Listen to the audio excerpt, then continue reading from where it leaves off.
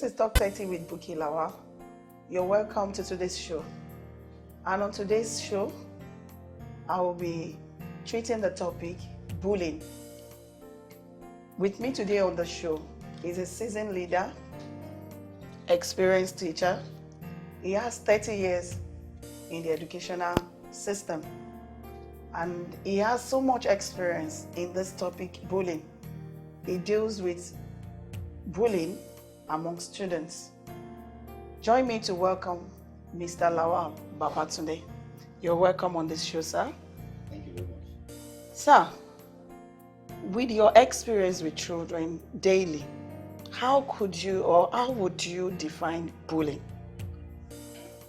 Bullying is when someone is being hurt, either by words or by actions of others, which is done repeatedly or intentionally or deliberately. So that means that there is a kind of harm that is inflicted on the other person. Thank you very much. There is a harm inflicted on someone while somebody is being bullied. And we can say bullying is repeatedly. It is an action that has a tendency of being repeated to another student. What kind of bullying do you say exists among children in schools today? Well, in schools, we have different kinds of or different types of bullying. But let me just streamline it, or let me just narrow it down. I can say that we have what we call the verbal bullying. And the verbal bullying is when someone tries to try to inflict a kind of pain on another person by mere words or abuse, or by trying to bring down the esteem of another person. So we have what we call the verbal bullying. We also have what we call the physical bullying. Physical bullying is in terms of a kind of aggression using a kind of friction on another person. It could be in terms of beating up someone or slapping someone. And we also have what we call the social bullying. We have social bullying, like trying to stigmatize somebody. And we also have what we call cyberbullying, which is so rampant these days. Okay. Now, we're talking about physical bullying and verbal bullying. Then you mentioned social bullying and cyberbullying. Which of this bullying would you say is more dangerous or more harmful to students? There is none that is not harmful, really. All forms of bullying are harmful because in one way or the other, like I said, apart from inflicting pain, it could make the other person or the person at the receiving end to take a negative action, either to himself or herself. Okay.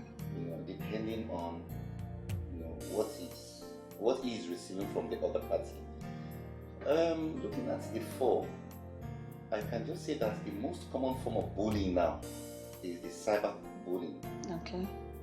Because most people tend to use the internet, and which is also related to social bullying.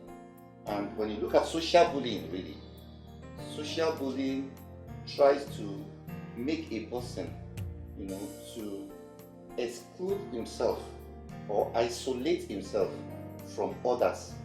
And by so doing, that person is killing his own esteem and himself gradually, which will lead to suicide. So I would say that all forms of bullying, they are harmful. Yeah. Now, looking at all this bullying we talked about, and we've discovered that each of these bullying are harmful, either cyber, either social, physical, or verbal. All this bullying has effects on students. In any way, can we say that any of this bullying has any gender specification? Gender specification.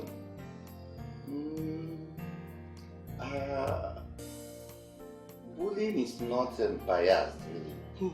You know, bullying can take any form. Boys bully boys, girls bully girls. We also have boys bullying girls, and we have girls bullying boys. So I wouldn't really say that it's gender specific. You can't say that only girls bully or only boys bully, because anyone can bully, even adults bully young ones. You know? And even young ones can bully adults. Yeah. Young ones can also bully adults. Teachers can bully students, and students can also bully teachers. So, but when children are bullying other people, what do you think is their reason or likely reasons why anybody would like to bully the other person? Well, normally some people bully because they are being bullied. Okay. And because of that, they see bullying as an escape route. The only way out of being bullied is for them to bully others. Another thing you need to also understand is that complex problem may bring about bullying. When somebody feels inferior to others, that person may want to, pretend as if it is all well with him. But inside of him is hiding something. And that is what I call inferiority complex. Another thing that could make people to bully others is maybe they don't want someone to become part of their own group or clan. Okay. So in a way, they may feel threatened. So threat may be another cause of bullying. Okay. Weakness is another is another cause of bullying. It's just like a lion. A lion sees another inferior animal as being weak, and it goes for that inferior animal. And before the lion will descend on its prey, tear him apart, and start to eat, the lion will first play with that prey. So which means the lion has perceived a kind of threat in the other animal, and so he uses that to play, knowing fully that that animal is weak. So also human beings, some people feel and they can perceive that weakness in the others, and they use that as an opportunity to bully them. So there are so many reasons why people may want to bully. So people bully others because they believe that they are weak. They want to exercise their power, either their social power, their physical power, or any form of power that they think they have on other people, and that may be the reason they are bullying them. But sir, what are the indicators that we will see in a student when they are undergoing bullying? There are so many indicators. There are the red flags. I call them red flags. Yeah. Now, I'll give you just one or two, or maybe like three. There are so many.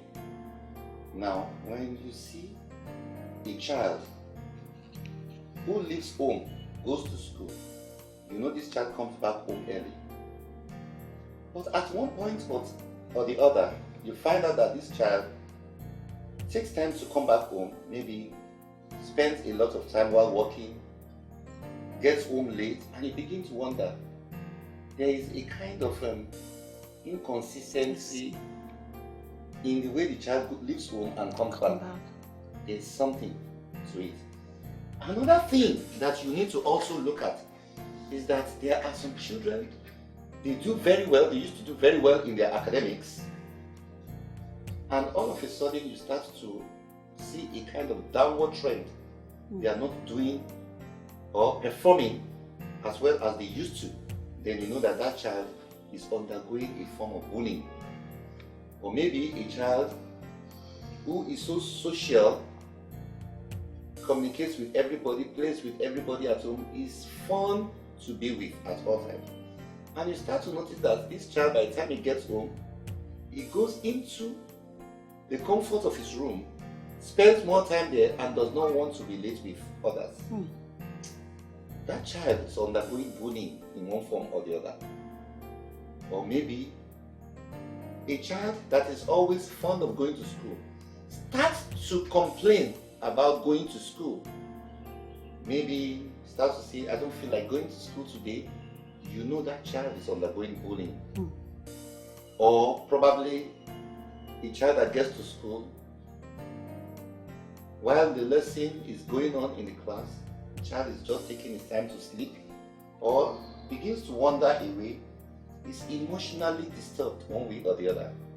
That child is being bullied. So you have so many cases, so many indicators that you could identify a child that's being bullied with. Parents, we need to be aware of these indicators when your child is being bullied in school, when your child is displaying any of these red flags. Maybe a child that has been social, a child that has been happy to go to school, and suddenly such a child feels like, I don't want to go to school anymore.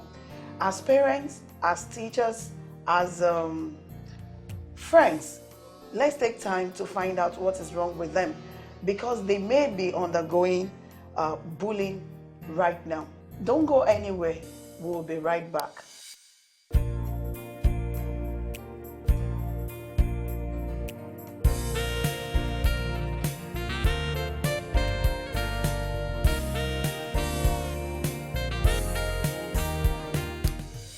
Welcome back to Talk 30 with Buki Lawal.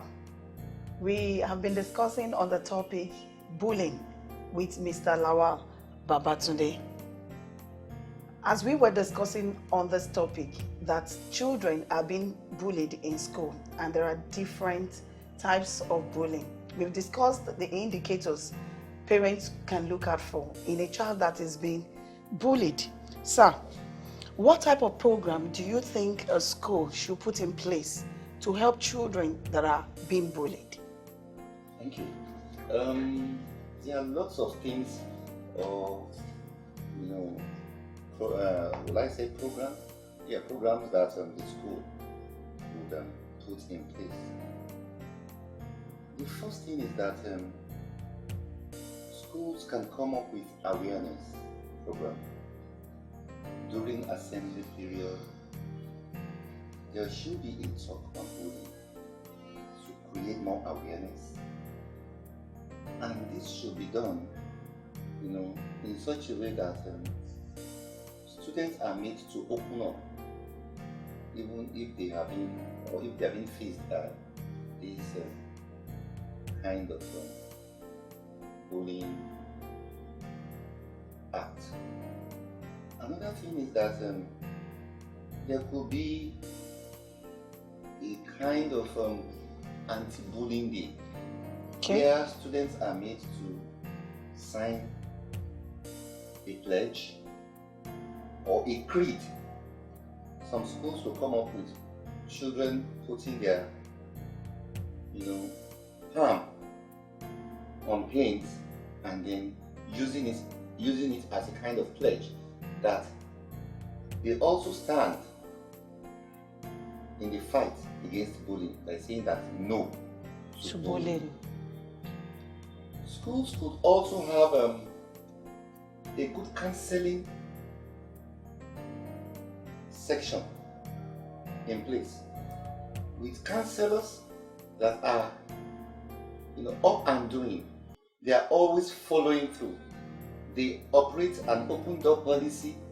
They are so friendly, warm, and should be such that students will always want to go to to open up in case they are being victimized in one way or the other.